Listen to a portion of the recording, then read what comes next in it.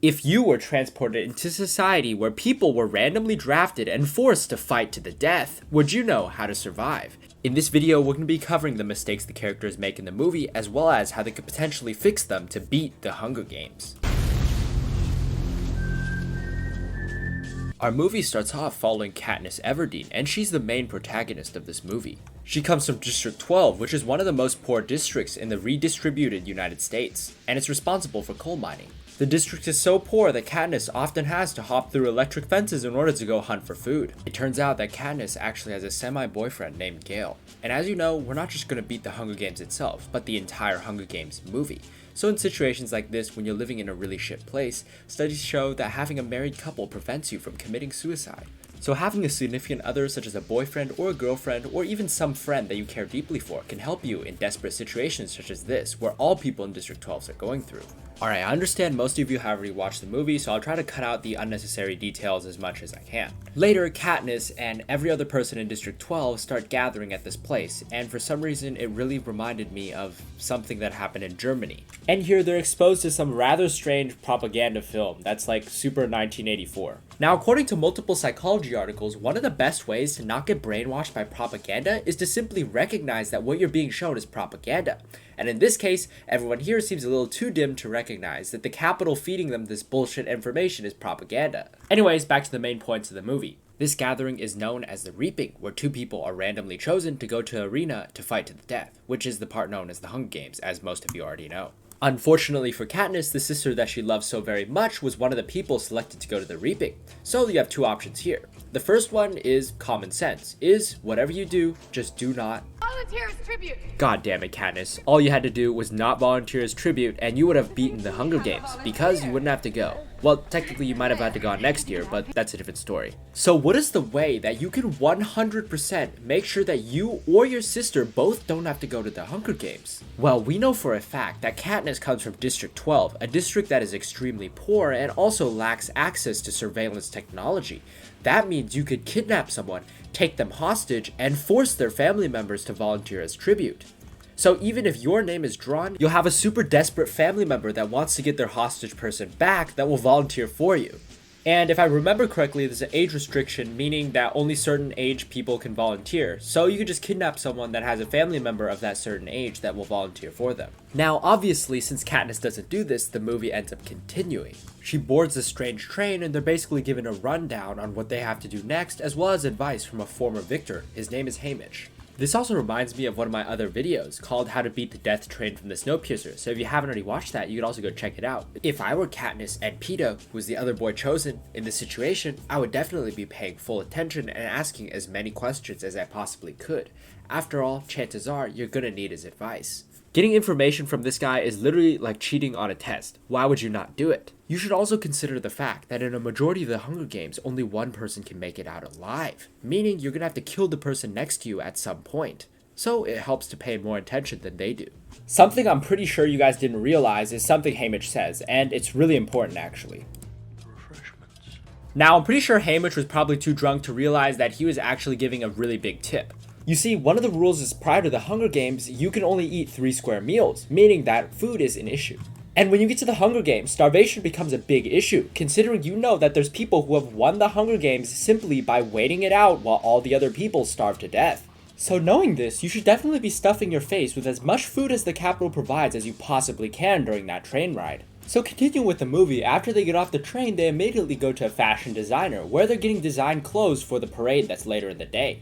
This is very important because the parade gives you impressions, which gets you sponsors, and sponsors are vital to winning the Hunger Games. I don't really have too much advice here, just make sure you follow what the fashion designer says and don't be a sissy about what we're about to wear because he probably knows better than you do. Katniss and Peeta later get paraded, and they're actually wearing some really fire outfits. Which obviously shocks the crowd since people in District 12 usually don't dress like that. And I'm pretty sure they're technically not allowed to dress like that, so you're supposed to dress like what your district does, but that's whatever. However, one thing I should point out is Katniss always acts like a little bitch and she has a resting bitch face. Honestly, I would smile to attract more investors and more sponsors. Eventually, all the tributes are brought to a training room where they can train whatever they want. They can practice combat, they can practice hunting, they can practice camouflage, and I'm gonna go over what I think are the best skills to learn. So I understand it might be really cool to immediately train combat and get really buff and really good with swords. However, you don't have a lot of time to train, so it's unreasonable to assume that you could suddenly get good at combat.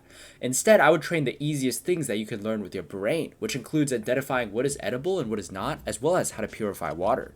It's boring, but it's more effective. Because according to the Hunger Games list of death Wikipedia, there actually are people who die because they eat unidentified berries. However, if you already have a skill such as Katniss and she's really good with a bow and arrow, I strongly suggest you sharpen up those skills using the Capitol's equipment. Towards the end of the training, all contestants have an opportunity to show off their skills in order to potentially gain new sponsors. Initially, Katniss starts off by shooting arrows at a target, and none of the judges are very satisfied, and none are even paying attention. So she gets annoyed and shoots an arrow at the judges, striking the apple behind them into the wall.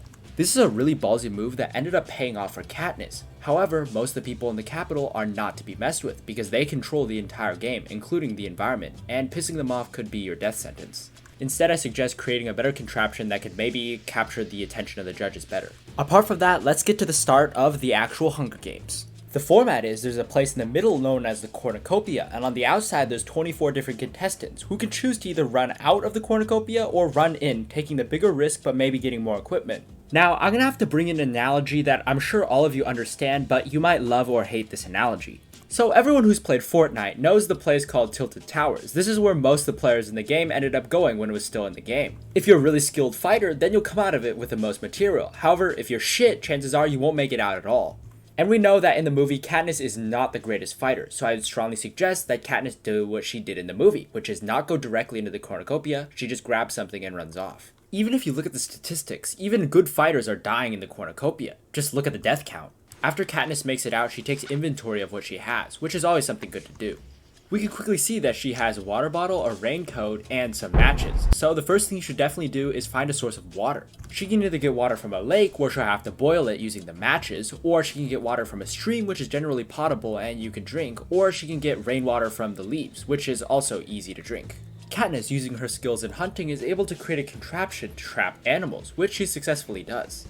I'm really glad that she's focusing on food and water rather than immediately going to fight people. This is where I feel like Katniss makes her first mistake. She creates a fire to cook the animal, however she doesn't realize that the smoke from the fire will attract other tributes to her area, so after that fire she should immediately get as far away as possible. However, instead she climbs up into a tall tree right next to the fire and just goes to sleep. The Capitol noticed Katniss's bush camping tactic, so they create a forest fire to draw her out. Katniss is able to evade the forest fire by jumping into the nearby river. However, if I were her, I would try to get out of the river much quicker than she did, because if someone sees you in the water, then you're pretty much dead because you're immobile. And this is exactly what happens. Luckily for Katniss, she does get out of the river in time. Katniss decides the best thing she should do is just climb a tree in plain sight. You should either run far enough away where people won't see you climb the tree, or hide somewhere else, because if they see you climb the tree, then hypothetically they could just climb up and kill you or shoot an arrow at you. Luckily for Katniss, the other tributes are fucking dumbasses. They decide to camp under the tree and wait for Katniss to come down rather than just kill her. They even have a fucking Asian dude with throwing knives.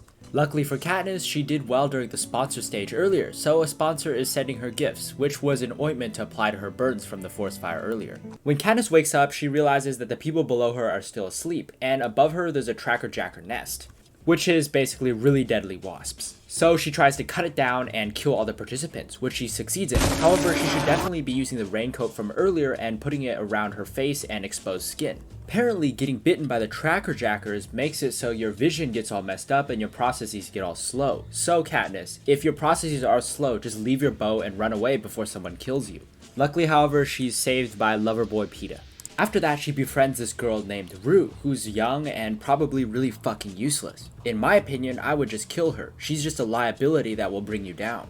And you also don't want an emotional connection with another tribute because if they die, you're gonna be all depressed and shit.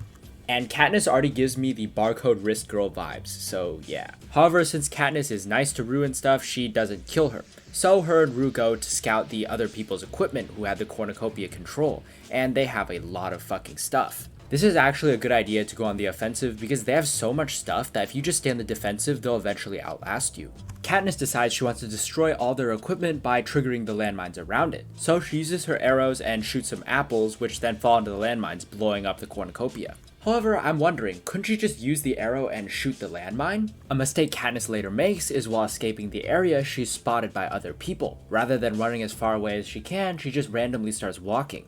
Because of that, she's late to help Rue, who gets a spear into her chest. And I know Rue's a little kid, so she's probably a little fucking stupid, but if you get shot by a projectile or something, leave the projectile inside of you so it clots the bleeding. Like I said, Katniss is a bit emo, so now she's all depressed and shit. Katniss starts doing this weird protesting symbol, which basically means fuck the Capitol. As a result, other people who see it on TV start protesting and rioting.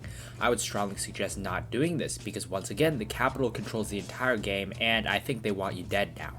In an effort to stop the riots, the Capitol changes the rules to give people something to root for. They basically say now there can be 2 winners. This now changes everything, because suddenly you definitely need a dual partner if you want to win. Luckily for Katniss, she stumbles upon an injured Peeta who's practicing camouflage. This isn't exactly the best duo partner, but it's a start for sure. Katniss gets lucky again when Haymitch the sponsor sends in chicken noodle soup for Peeta to drink.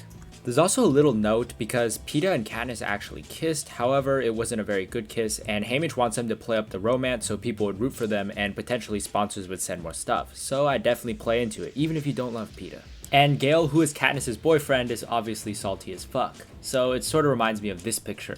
If you know what this picture is, you know what I'm talking about. Katniss then starts running around looking for help for Peeta, but then she gets pinned down by one of the enemy girls. She gets lucky once again when a boy named Thresh saves her and kills the girl that was on top of her and leaves Katniss to live because he's a nice guy. If I were Katniss in this situation, I'd much rather befriend him because he is much smarter than Peeta, so I'd use him to take Peeta out and maybe you two could survive. Honestly, that guy's probably got a super big black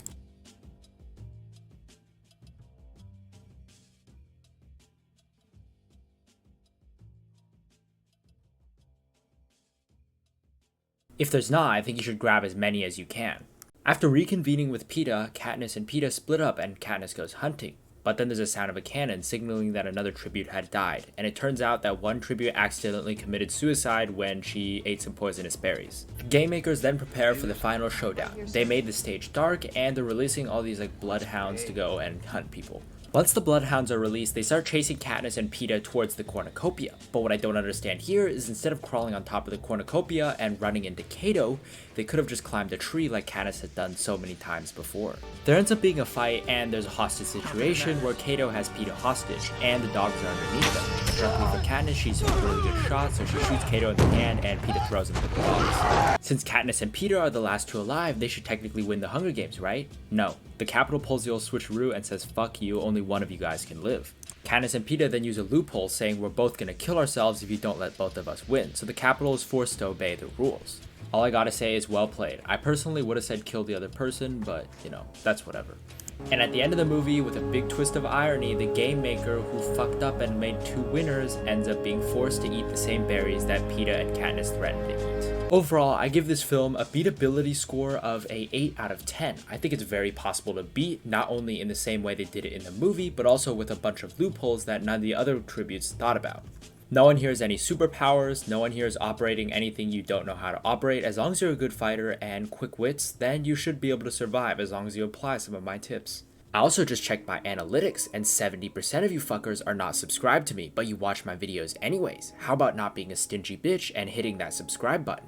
And while you're already here, comment what film you want next, or comment if you fucking hate me. And as usual, jokes aside, thank you all so much for watching the video. Don't forget to like, sub, comment, do all that bullshit. Thank you so much and have a good rest of your day. I'm on the move, can't stop me if you try. Coasting on now, baby, it's just me, myself.